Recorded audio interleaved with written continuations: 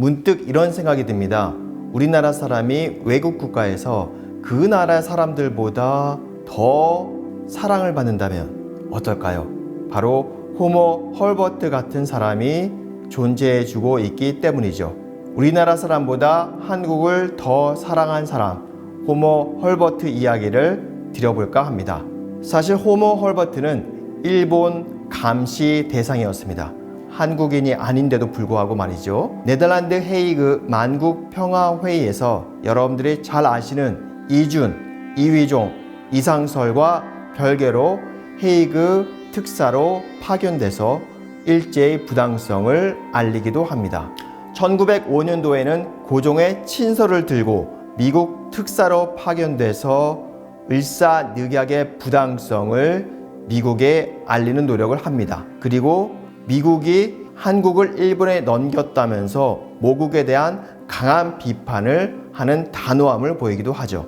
헐버트는요, 3.1운동을 전 세계에서 가장 아름다운 애국심의 표출이라고 칭송하면서 미국 연방 상원 외교위원회에 일본의 부당성을 또다시 알리기도 합니다. 1907년도에는 일본 궁예부 대신이 경천사 10층 석탑을 무단으로 해체해서 도쿄 자기 집 앞들에다가 갖다 놓는 사건이 발생됩니다.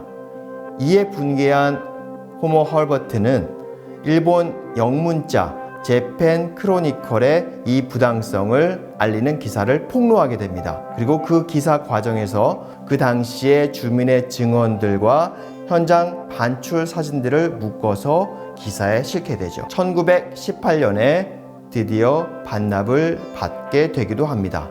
더불어 호모 헐버트는 독립가의 모습과 더불어 양반과 평민 모두가 알아야 할 지식의 의미를 지닌 3인 필지 교재를 제작하기도 하고, 특히 호모 헐버트는 한국의 우수성에 대해서 매료되었습니다. 그래서 한국 최초의 영문 월간지인 코리아 리퍼지터리 한국 소식 창간 후에 한글의 독창성 그리고 우수성에 대한 내용을 발표하기도 하였습니다. 특히 헐버트가 한글에 기여한 것 중에 하나는 한글 띄어쓰기입니다.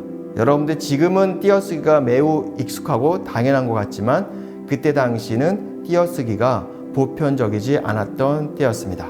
그리고 3인 필지 서문에는 한국인들이 왜 이렇게 우수한 한글을 제대로 사용하지 않느냐에 대한 부분에 통탄의 내용을 기재하기도 하였습니다. 명성황후 시해 사건 이후에 헐버트는 고종을 불침번을 서게 됩니다.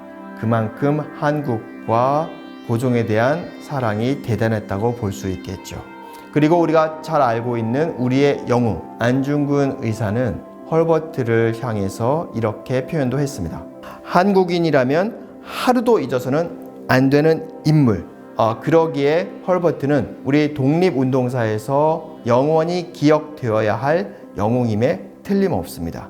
그리고 말씀드린 바와 같이 역사학자로서, 교육학자로서, 그리고 한글학자로서의 다각적인 역할을 수행해 왔습니다. 1950년에 외국인 최초로 건국 훈장을 받게 되고요. 2014년도에는 금관 문화 훈장을 받은 한글 학자이기도 합니다. 1949년도에 초청을 받아서 한국에 오게 되는데요.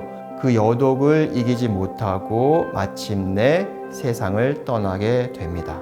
그리고 한국에서는 최초로 외국인으로서 사회장이 치러집니다.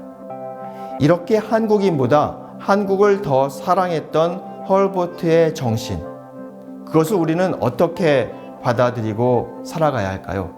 저는 두 가지라고 봅니다.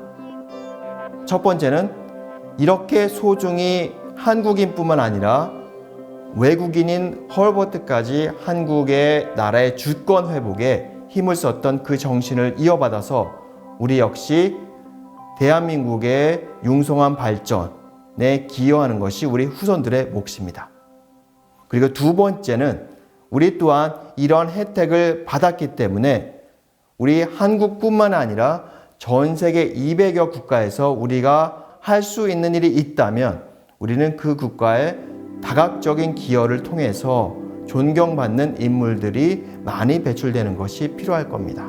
오늘 이러한 헐버트의 이야기를 통해서 헐버트처럼 전 세계 지구촌의 국가에서 한국인들이 활동하고 움직이고 그 나라에서 존경을 받는 수많은 영웅들이 배출되기를 기대하겠습니다.